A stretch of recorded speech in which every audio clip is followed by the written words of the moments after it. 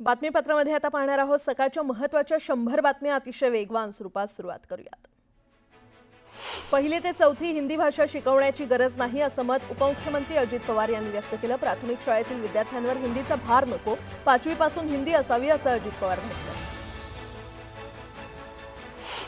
देशभरात मराठीची सक्ती करणार का असा सवाल मराठा आंदोलक मनोज जरांगे पाटील यांनी राज्य सरकारला विचारलाय। हिंदी सक्ती केली तर संपूर्ण देशात मराठीची ही सक्ती केली पाहिजे अशी प्रतिक्रिया त्यांनी दिली आहे।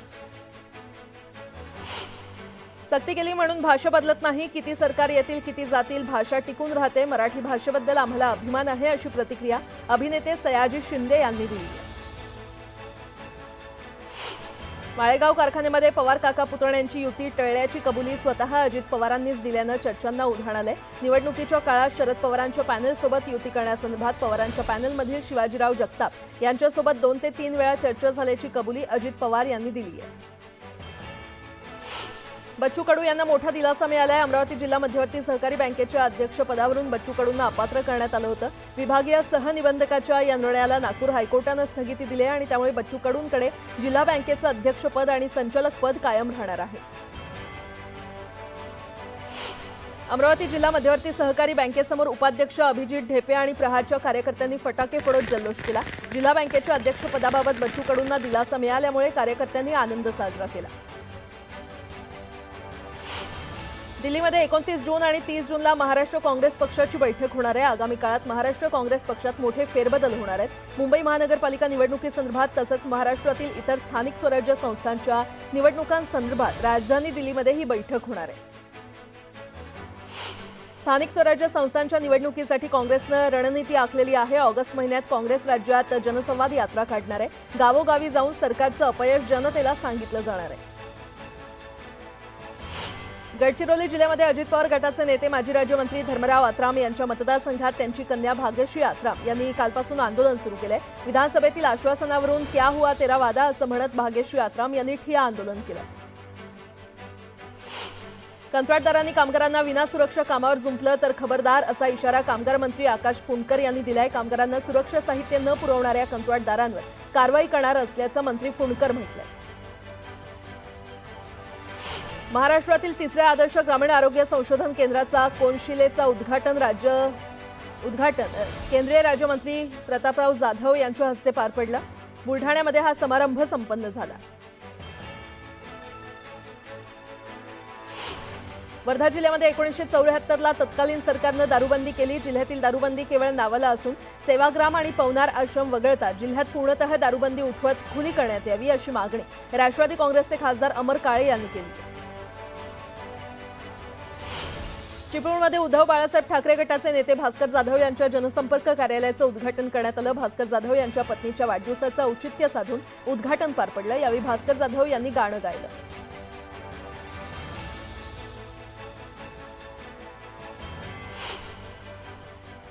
आता एक मोठी बातमी, मशिदीवरील भोंग्यांच्या मुद्द्यावर अजित पवार यांनी आज बैठक बोलावलेली आहे। मुस्लिम समाजाचं शिष्टमंडळ या बैठकीला उपस्थित राहणार आहे। पोलीस महासंचालक, मुंबई पोलीस आयुक्त देखील या बैठकीला उपस्थित राहणार असून सकाळी 8:30 वाजता सह्याद्री अतिथीगृहावर या बैठकीचं आयोजन करण्यात आलेलं आहे।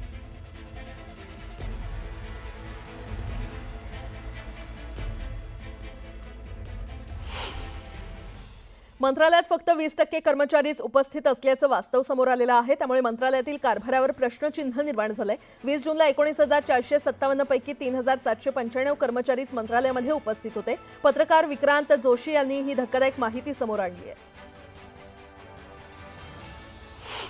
मसाजोगचे सरपंच संतोष देशमुख प्रकरणाची पुढील सुनावणी 7 जुलै रोजी पार पडणार आहे। दरम्यान वाल्मिक कराडचा कटाचा सूत्रधार असून याबाबतचे पुरावे न्यायालयात सादर केले अशी माहिती वकील उज्ज्वल निकम यांनी दिली। नागपूर समृद्धी महामार्गावर अवघ्या 20 दिवसात खड्डे भरण्याची नामुष्की आलेली आहे आणि या महामार्गावर इगतपुरी ते आमणे दरम्यानच्या महामार्गावरील शहापूर तालुक्याच्या हद्दीत 20 दिवसात दोन्ही मार्गिकेवर खड्डे पडलेत। इगतपुरी ते आमणे या टप्प्याच्या कामावर 1,182 कोटी रुपये खर्च करण्यात आले। राजकोट किल्ल्यावरील छत्रपती शिवाजी महाराजांच्या पुतळ्याच्या ठिकाणी येणाऱ्या पर्यटकांना ड्रेस कोडची सक्ती करावी आणि पुतळ्याचं पावित्र्य राखावं अशी मागणी करत स्वराज्य शिवप्रेमी संघटनेतील महिलांनी पारंपरिक वेशभूषा परिधान करून फलक झळकवले। ठाणे जिल्ह्यातील मीरा भाईंदर शहरात 163 कुपोषित बालकं आढळून आलेली आहेत। यातील 9 मुलं अतितीव्र कुपोषित तर 152 मुलं ही मध्यम कुपोषित गटात असल्याची नोंद करण्यात आली आहे। उल्हासनगर शहरात पावसामुळे रस्त्यांवरील खड्ड्यांमध्ये वाढ झालेली आहे। या खड्ड्यांमध्ये पावसाचं पाणी साचल्यामुळे प्रवाशांना खड्ड्यांचा अंदाज येत नाहीये आणि त्यामुळे अपघातांचं प्रमाण वाढलंय तर वाहनांचं देखील मोठ्या प्रमाणात नुकसान होतंय। दिवा पाटील यांच्या स्मृती दिनानिमित्त स्थानिक प्रकल्पग्रस्तांनी बाईक रॅली काढली। नवी मुंबई आंतरराष्ट्रीय विमानतळाला दिवा पाटील यांचं नाव देण्याची मागणी यावेळी स्थानिक प्रकल्पग्रस्तांनी केली। पनवेलमध्ये ताप, डोकेदुखी, सर्दी आणि खोकल्याच्या रुग्णसंख्येत वाढ झाली आहे। हा आजार थोडासा संसर्गजन्य असल्यानं घरात स्वच्छता आणि गर्दीमध्ये जाणे टाळण्याच्या सूचना पालिकेच्या आरोग्य खात्यानं दिल्यात। नागरिकांच्या सोयीसाठी महापालिकेनं रविवारी सुद्धा नागरी आरोग्य केंद्र सुरू ठेवलेले आहेत। पिंपरी चिंचवडमध्ये डेंग्यू, मलेरिया आणि चिकनगुनियासारखे आजार रोखण्यासाठी पालिकेनं 11,41,663 ठिकाणांची तपासणी केली। त्यापैकी 7,167 ठिकाणी डास उत्पत्तीसाठी पोषक वातावरण असल्याचं आढळून आलं। त्यातील 1,292 जणांना नोटीस बजावण्यात आल्या।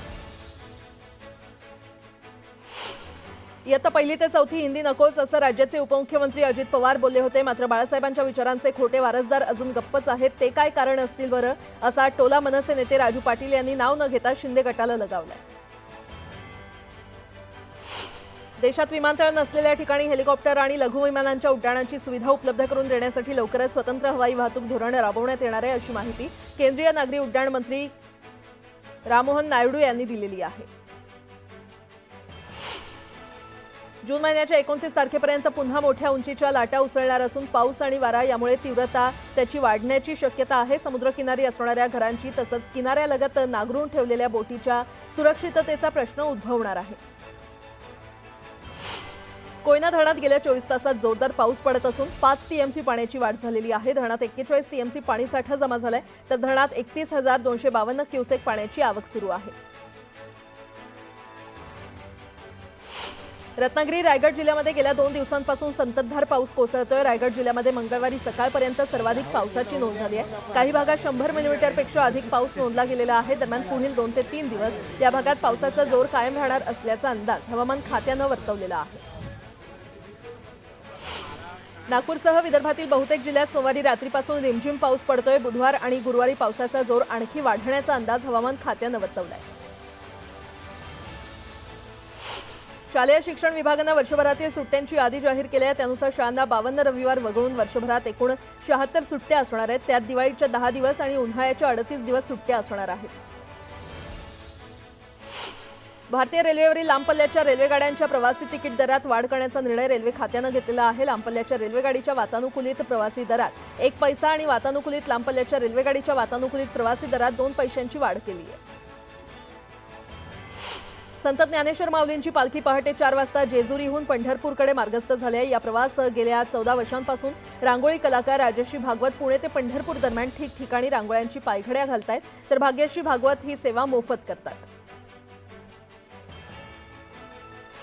आषाढी एकादशी निमित्त दुकानदारांनी भेसळयुक्त पदार्थांची विक्री करू नये यासाठी एफडीए प्रशासनानं विशेष मोहीम हाती घेतली आहे। आळंदी आणि देहू ही वारीची प्रमुख ठिकाणं आहेत। त्या मार्गावरील जी मुक्कामाची स्थळं आहेत तिथे काही संस्थांकडून अन्नदान केलं जातं, भंडारे आयोजित केले जातात। त्या ठिकाणी स्वच्छता किंवा अन्नाची सुरक्षितता आहे की नाही हे तपासलं जाणार आहे।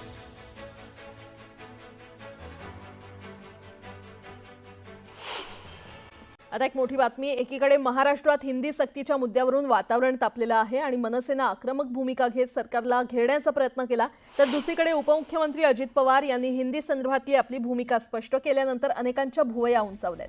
1ली ते 4थी हिंदी भाषा शिकवण्याची गरज नाही असं मत उपमुख्यमंत्री अजित पवार यांनी व्यक्त केलंय। एकीकडे सरकारनं शैक्षणिक धोरणाचा आधार घेत प्राथमिक शाळेत 3री भाषा शिकवली जाईल असा GR काढलाय तर दुसरीकडे महायुती सरकारचा 3रा खांब म्हणजेच उपमुख्यमंत्री अजित पवार म्हणाले की प्राथमिक शाळेतील विद्यार्थ्यांवर हिंदीचा भार नको। अजित पवार नेमकं काय म्हणालेत पाहूया। काल मुख्यमंत्र्यांनी मीटिंग घेतली। मला असं वाटतं की 1ली, 2री, 3री, 4थी मध्ये हिंदी असू नये। 1ली, 2री, 3री, 4थी मध्ये हिंदी असू नये। 5वी पासून हिंदी असावं। 1ली पासून मराठी त्यांना शिकवावं। मराठी लिहिता वाचता त्यांना यावं। आता आपण 1ली पासून सेमी इंग्रजी पण सुरू केलेलं आहे। साधारण वेगवेगळ्या क्षेत्रातल्या मान्यवरांचं पण मत असंच येतं की भाषा कुठली शिकू नये ह्या मताची कुणीच नाही, परंतु फर्स्ट स्टँडर्डमध्ये त्या मुलांच्यावर खूप काही वेगवेगळ्या प्रकारचं बर्डन टाकणं हे योग्य नाही. इयत्ता 11वीच्या प्रवेशाच्या प्रक्रियेतील पहिल्या नियमित कॅप फेरीतील निवड यादी गुरुवारी जाहीर होणार आहे आणि या दिवशी विद्यार्थ्यांना प्रवेशासाठी मिळालेल्या महाविद्यालयांची निवड यादी आणि पहिल्या फेरीचा कट ऑफ जाहीर केला जाणार आहे. भारतातील पायाभूत सुविधा क्षेत्रात मोठी क्रांती घडवून आणण्याचा संकल्प केंद्र सरकारनं केला आणि याचाच एक भाग म्हणून पुढील 10 वर्षात 2.5 ते 3 लाख कोटी रुपयांचे भुयारी मार्ग प्रकल्पांची उभारणी करण्यात येईल, अशी माहिती केंद्रीय रस्ते वाहतूक आणि महामार्ग मंत्री नितीन गडकरी यांनी दिली आहे. मध्य रेल्वेवरील मुंब्रा रेल्वे स्थानकाजवळील तीव्र वळण धोकादायक असल्यानं या ठिकाणी अपघात होण्याची शक्यता रेल्वे अधिकाऱ्यांना होती. त्यामुळे मध्य रेल्वेच्या अभियांत्रिकी विभागानं वळणाच्या ठिकाणी दुर्घटनेच्या 2 दिवसांपूर्वी नवीन वेगमर्यादा लागू केली होती. मात्र हवेचा दाब, लोकलचा वेग, प्रवाशांचा गेलेला तोल या काही सेकंदाच्या घटनाक्रमानं मुंब्रा दुर्घटना घडल्याचा अंदाज वर्तवण्यात आला. मुंब्रा स्थानकाजवळ 9 जून रोजी झालेल्या दुर्घटनेत प्रवाशांचा तोल गेल्यामुळे अपघात घडल्याचा निष्कर्ष मध्य रेल्वेच्या प्राथमिक चौकशीत समोर आला आहे. या घटनेमध्ये 5 प्रवासी ठार तर 3 जखमी झाले होते. याचा अंतिम अहवाल लवकरच जाहीर होणार आहे. श्री क्षेत्र देहूमध्ये इंद्रायणी नदीनं धोक्याची पातळी ओलांडली असून इंद्रायणी नदीला पूर आलेला आहे. इंद्रायणी घाटावरील पित्ती धर्मशाळा तसंच तिच्या शेजारी असलेल्या संत गाडगे महाराज मराठा धर्मशाळा आणि पुंडलिक मंदिरात पावसाचं पाणी शिरलंय तर प्राचीन माऊली स्थळं देखील पाण्याखाली गेली आहेत.